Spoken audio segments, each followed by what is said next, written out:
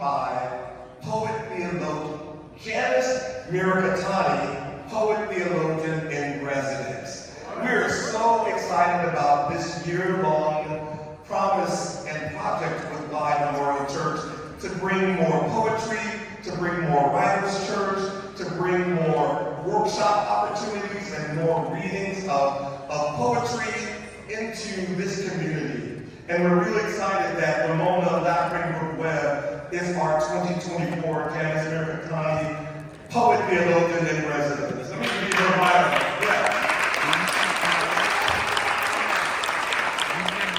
Ramona Laughing Brook Webb is an Afro-Creek Muskogee queer teaching and performing artist. Mona is the first poet in residence in the National Center of Excellence in Women's Health, the Black Women's Health and Livelihood Initiative, and the Black Wellness Center at the University of California, San Francisco. Happy 5th birthday.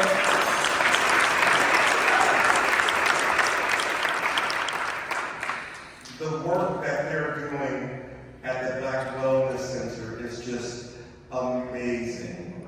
The race and gender concordant work that is happening is just amazing to watch and to witness. Ramona works at the intersections of art integration and healthcare practices, cultural change, and racial health disparities. Mona is the co-executive director and co-curator of the Queer Arts Center of Oakland and is the founding art curator of UCSF Black Wellness Center. Mona is a conservatory trained artist who writes and performs in the docu-ritual drama theater. And Mona's pronouns are she, her, them, and they. Ramona Laughing Brook Webb, everybody.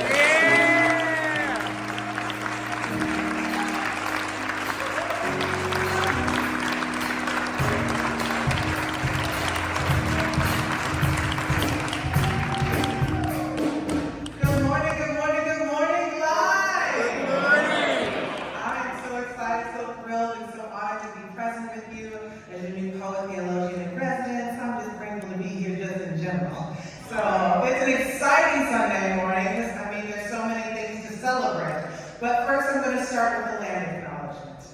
My name is Ramona Laughing Brook Webb. I'm Afro-Creek Muskogee. This land acknowledgement is written by myself and King folks.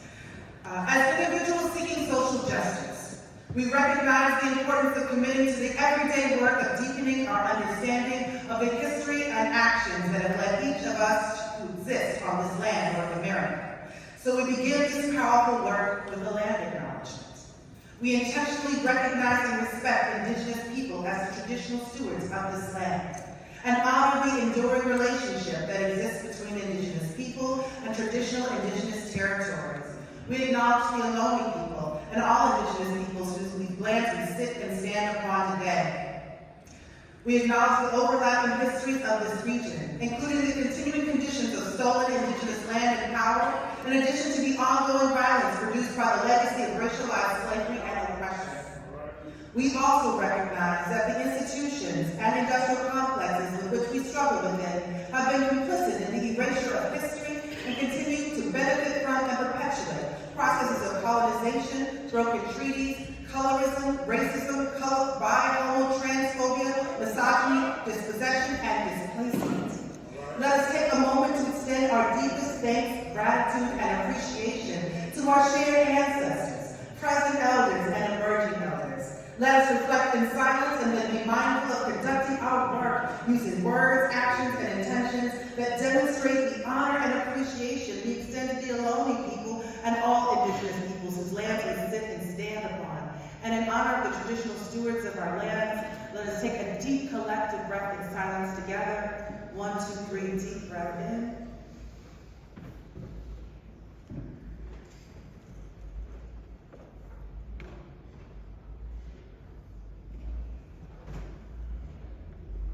Thank you for taking a moment of silence to respect and honor the traditional stewards of these lands. I appreciate you, I honor you, and I welcome you to Black History Month and Black Futures Month. Okay, that's all that. Happy Super Bowl Sunday! Yes, and for those of us who are celebrating Mardi Gras on Ton Roulette, which means let the good times roll off in Louisiana.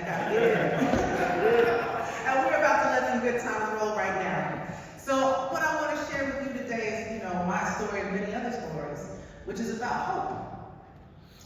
You know, hope is an incredible thing. There is no reason that we can't have hope at all times. No matter how hard it gets, no matter how dark, no matter how unseasoned, unexpected, how impossible, there is always some place that we can hope. Hope for better, hope for different circumstances, hope for more, hope for less. But hope is the one thing that will always, always, always survive. And oftentimes I think that those of us, especially who have the experience of walking in the world identified as women, when we don't find that hope, when that hope is kind of in a place of frustration or lightlessness, we find ourselves saying things like, I'm sorry for no reason. I apologize all the time when I need hope. When there's something else going on, I apologize for silly things like bumping into you or you bumping into me. Oh, excuse me, you were there first, I guess. I'm sorry, oh, it's raining, I'm sorry. I didn't write the right color, I'm sorry. Oh, I cooked this too long, I'm sorry. You know, there are just so many things to be sorry about. You know, when you are feeling a place in your heart that needs light. When you really are saying, I'm sorry, the rent is late, I'm sorry, the work isn't done, I'm sorry, I am depressed and cannot get up today. There are so many places that we have got to learn to forgive ourselves for being ourselves and live it. You know, we are born into this life in order to live it. So often we hold ourselves to these expectations where it's like, I wish I wouldn't have done that. I wish I hadn't said that. I wish I had. How are you going to outwish living? You know, this is the purpose. This is the point. If you had not had this experience, how could you appreciate the hope that you find on the other end of it? We find ourselves in bravery because it is not about not being afraid. It's saying, I am afraid and I showed up anyway. That is bravery. It is not courageous to just speak from the peanut gallery. It is brave and it is courageous to say it when no one else is saying it. It is brave and it is courageous to believe in having hold to your values. It is brave and courageous to know that you are valuable and stick to that, knowing that you are worthy, you are deserving of all good things at all times. This is what hope leads us to. It shines a light on the places that we are most dastardly, the places that we want to hide, the places that we are not talking about, and so we say, I'm sorry. I'm sorry for coming forward. I'm sorry for being the one who always brings this thing up. I'm sorry, but really, what I'm saying is, I'm present.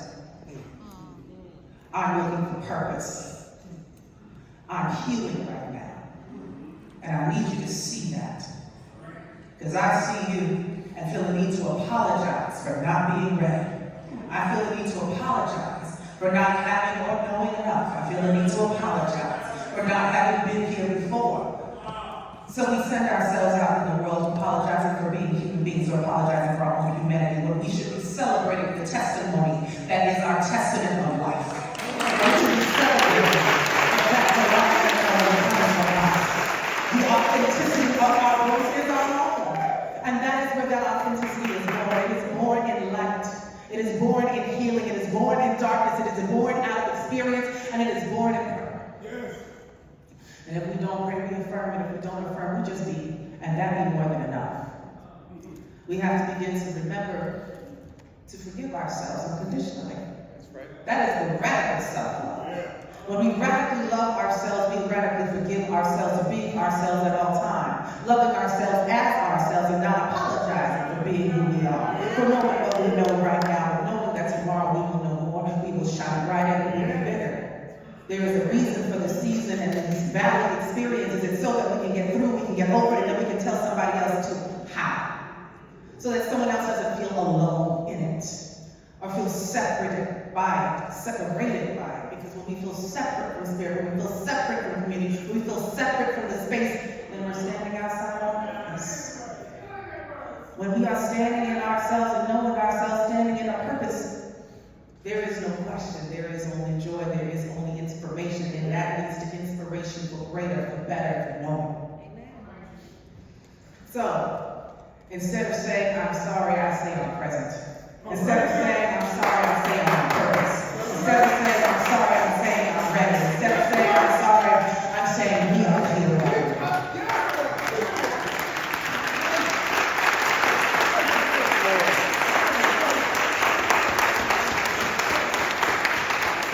We are a loving and deserving people.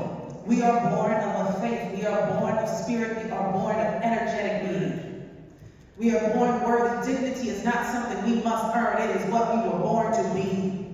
So we must demand it at all times. We must mandate it at all times, and we must respect and protect it at all times.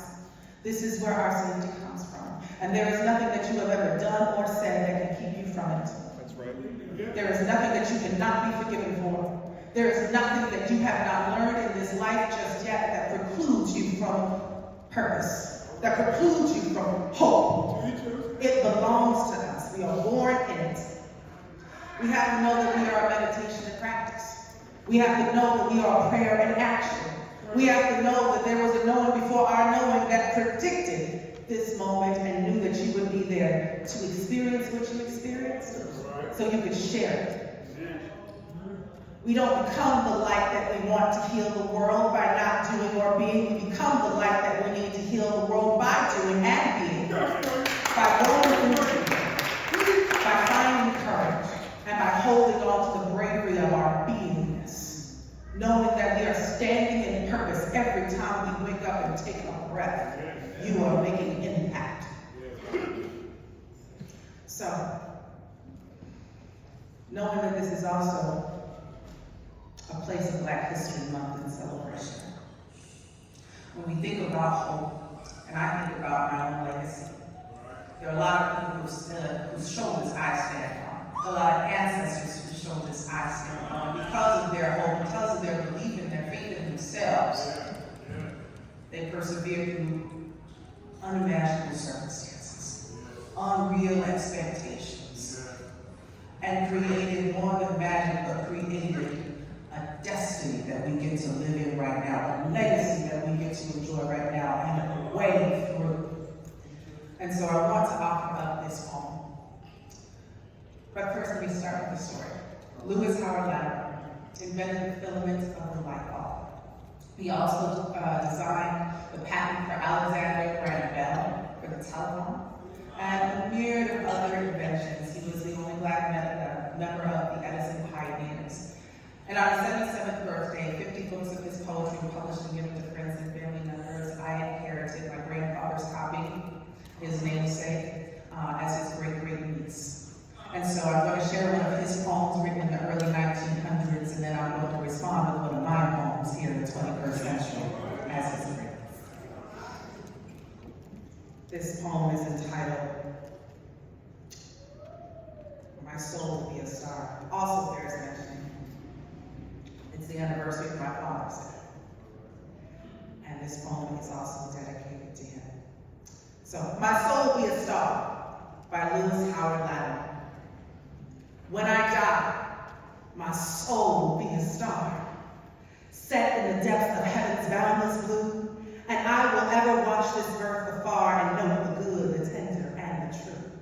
When I shall die, my soul will be a star, to smile and answer to each wandering eye, to look unsadness on all strife and war, and twinkle sympathy to those who sigh. To those who weep, I'll lend my softest light and send sweet hope down on a tender beam. To those who love, I'll give a gleam more bright than great gates out from a poet's stream. I'll guide the sailor's oar, the treacherous sea, and bring his bark safe to the foreign strand. And more than danger threatens on his lee, and smile and greet him when he's safe on land. I'll peep into the window of each home where sorrow bows the loving parent's head, and bring sweet tidings of the loved ones who roam, and whisper messages from dear ones dead.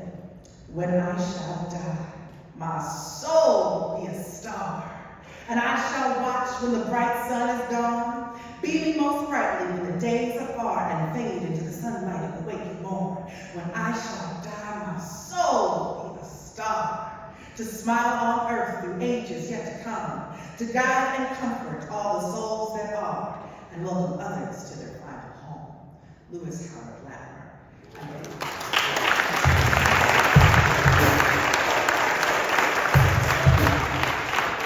And the responsorial poem I wrote is Living for the Stars, LHL, dedicated to my father, Wallace H. Webb, and my great-uncle, Lewis Howard Latimer. For my father. When my father was dying, a restless light swam about his tongue.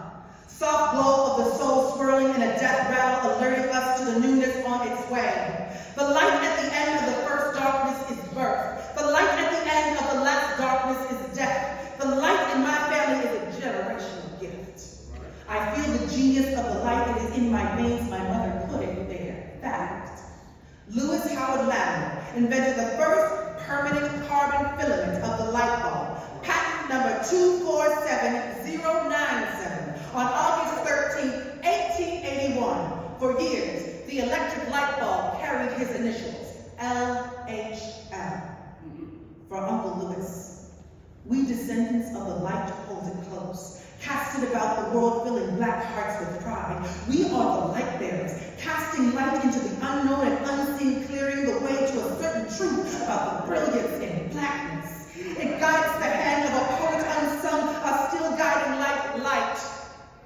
It was the light of the radio and the vision that followed that stopped me during Hurricane Katrina, saved my life 20 minutes from a bridge that would have led to a certain death. After the storm, it was the light that I missed the most. Like a softer moon, like a daydream held captive in the eye of chaos, and when cancer rolled up my father's chest and sung a deep breath. It was a fall in darkness picked from the night sky, a blanket of stars and silver linings, his gaze fixed on through the window while waiting to cross. And when the moment came, and the moment did come, it was watching the light escape from his eyes. The moment of graceful ascension is like a heartbeat held in sassafras, a sudden gloom in February, a weeping willows waving goodbye in the distance, eyes that smile without sadness, and the arrival home always follows the light. The light, Uncle Lewis, the constellation of stars, led your parents, Rebecca and George Latimer, to run freedom down, run north from Virginia to Massachusetts, run over, run through, run beyond, and run, and run, and run, and run to give birth to you, to give birth to the light that will illuminate the world. Yes! When I die, my soul will be a star, way up high but close to where you are, yes. When I too die, my soul will be a star, way up high, but guiding generations to come from afar. Thank you so much, God.